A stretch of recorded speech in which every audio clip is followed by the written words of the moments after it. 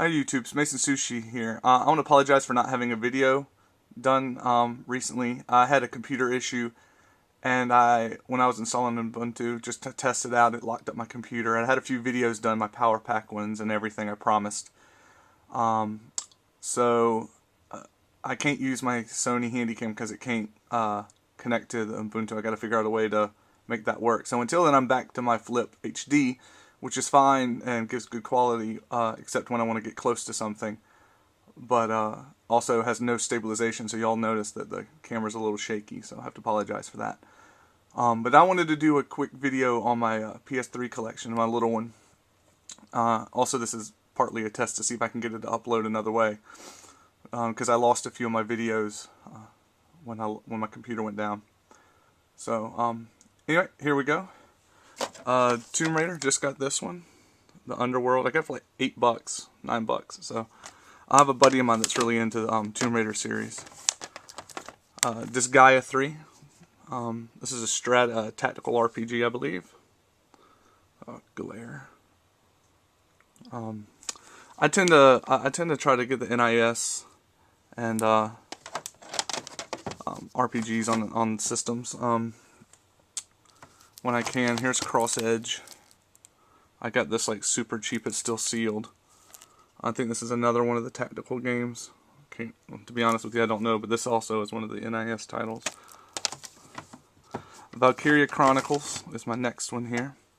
I like this game a lot. It's made by Sega. I think it's an underrated game. The sequel's coming out on the PSP, and it's sad because I wish it would come out on the PS3.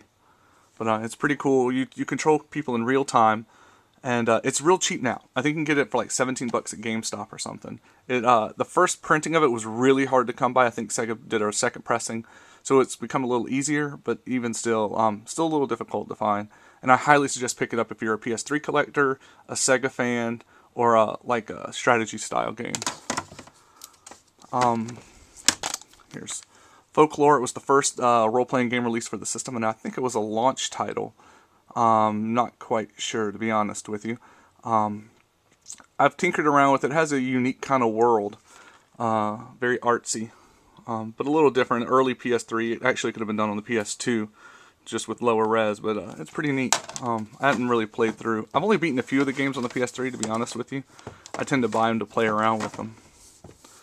Alright, we're at God of War Collection. I got this one more to support the idea. I've already beaten both of these on the PS2 and I owned them. It came out at $39, which was a great price point for two games that were already out, and it redone them in high res.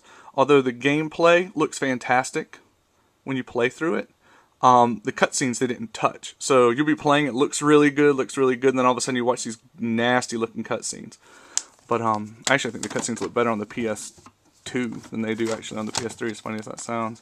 The Genesis Collection, I think everyone should own this. This is probably the best value game for game out right now. You get 40 some titles, and if you're an old school gamer, and probably most of you are if you're watching my channel, this is a must buy. It's like $20 new, $17 used, and you get great games like all three Streets of Rage. I'm just trying to think. Altered Beast, Golden Axe, the Sonic the Hedgehog series, Phantasy Star. It actually has a few Master System games to unlock, one of which is the first Phantasy Star. So definitely a must buy if you do like old games, and a must buy if you're a Genesis fan, if you grew up with it. This is the Lego Batman. I do like the Lego games. A lot of people think they're childish and stupid, and I tend to agree they are easy. But I have, young cousins and kids that come over every once in a while, and I do like to have a variety of younger games for them to be able to play. And this is one of them. I did enjoy the Star Wars Lego, so decided to get the Batman one. God of War 3, not much needs to be said. It's the only God of War released on the PS3 in high def. Great game. The ending was kind of disappointing. It was really good all the way up to the ending. I'm not going to spoil it, but then you get to the end and you're just like, really? This is it? This is how you're going to do it? I was kind of depressed. It built up to an ending and then it just kind of petered out. So, kind of a sad way for the series to end, to be honest. Star Wars Collection, the complete saga.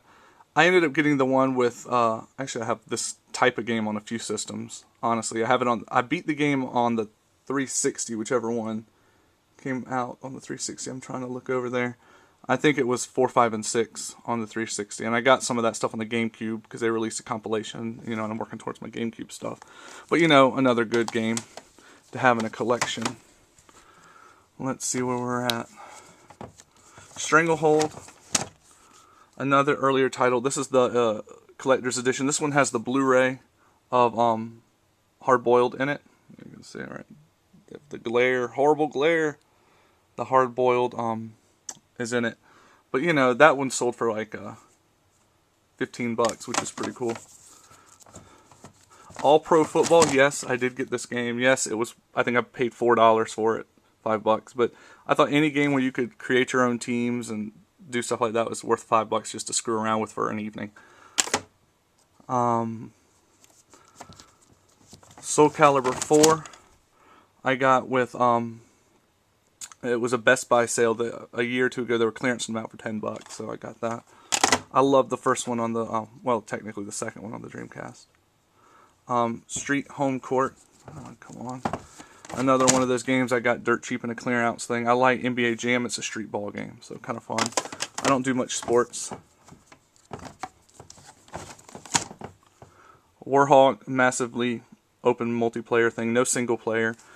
Different, but it's a pain in the ass with the controller of the PS3. And y'all have probably seen my other video talking about how shitty the DualShock is now. It's such a dated controller, and that game just proves it. Where are we? Dark Kingdom. I think I paid just a couple dollars for it. This was a release title for the PS3. Not much to it, kind of nasty.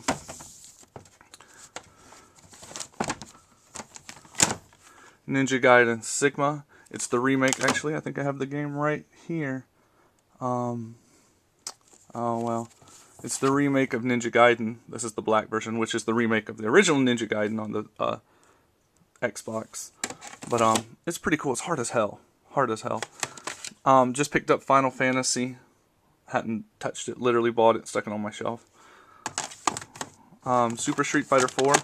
I have the fighting sticks for it, and you can barely see them up there on top of the bookshelf. But I have two of them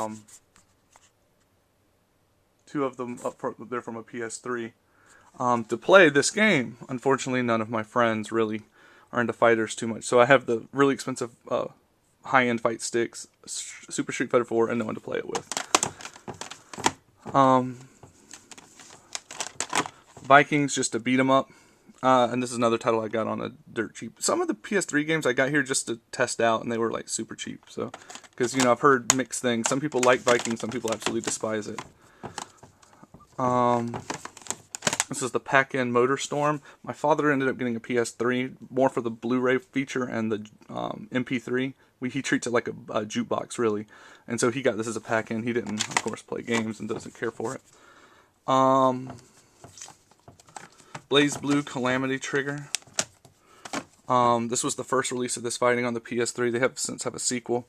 Again, another fighting game that don't have anyone really to play with it much, but looked kind of cool.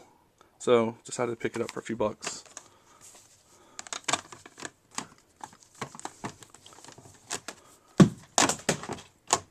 BioShock 1 on the PS3. I beat it on the 360. Love it. I have a sealed copy in the greatest hits on the 360, an open 360 copy, and then I was like, well, if my 360 ever dies and I want a BioShock, playthrough, picked it up cheap. So wanted to put it in my collection. Also had a little bit of extra stuff. Uncharted. It's Romancing the Stone. If you ever watch that movie, the reporter goes in and follows a Indiana Jones style, guy on an adventure. It's pretty much the same thing, but the cutscenes are freaking phenomenal. I actually beat the second one. I borrowed it, and the second one's even better. So if you have a chance to play it, play this one, and then go get the second one, because both of those games are fan-freaking-tastic for this system. Must plays for sure. Little Big Planet, another one of the, it's a platform title. They're trying to create, I think there's honestly a movement to do 2D platformer kind of stuff with the, you can see that with the Wii releasing Donkey Kong and Mario, and I think Sony just hopped on with that same concept and tried to get a developer to make something like a 2D platformer, which that's what this is. You can create You have a sack boy or sack girl, and you can create little costumes, and you pick up bubbles throughout the game. It was fun. It did get a little repetitive, and the physics are kind of wonky. Well, good physics, but it's hard. Platformers, you generally want very tight controls, and it's a little floaty.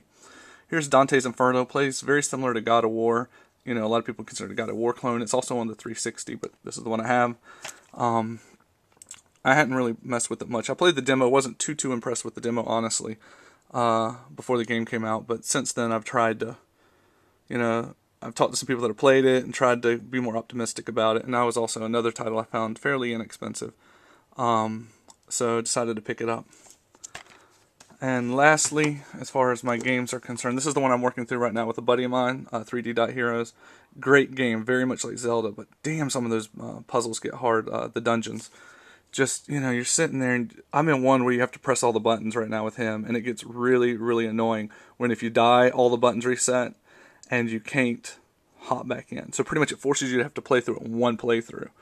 Where all the other dungeons, you can get part of the way through, save, you know, and then continue on. This is if there's any saving, new character, whatever, all the stuff resets, and you got to go through again. Very frustrating, but very rewarding. A lot of puzzles, a lot of stuff to find. There's a whole bunch of swords you can unlock, and we're near the last castle, or second to last dungeon, and we've only used two swords, and there's tons of slots for them, so I'm sure there's many more we haven't found. And the other thing I have ordered, isn't a game, but I wanted to show it to you.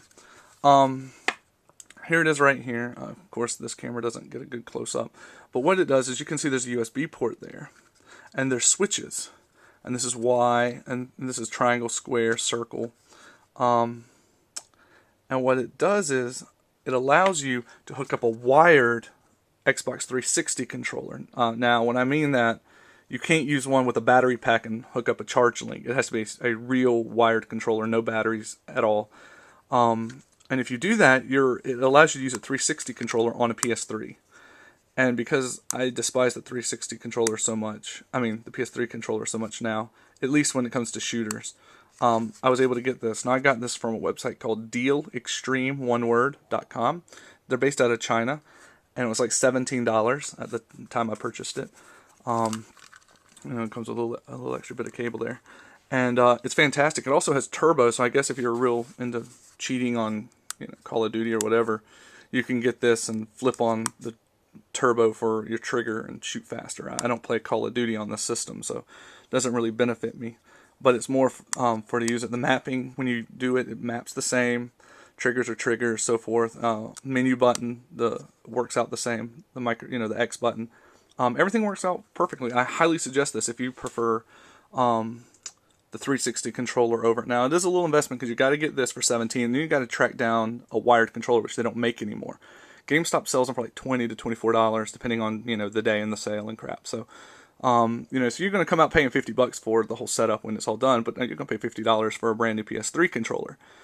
And at the end, if this thing breaks, you still have the 360 controller. You can just buy another piece of this for 17 more bucks instead of just getting a whole new controller. So I highly suggest it. And it's just a great thing. I've had a lot of fun playing with it, with shooter style games. Anyway, guys, thanks for watching. I'm sorry it's taken weeks before I've gotten back. Anyone interested? Still working on the Neo Geo cab. You know, like I said, it's about 95-98% there. It's just real frustrating. But I'm going to do a room tour here soon. I want to welcome all the new subs to me. Apologize. Also going to show some of my older games here again in the next couple videos. And I will have to re-record the Power Pack and the Super Nintendo Power Pack videos. Sorry about that, guys. Until next time, keep coming back and watching. Later.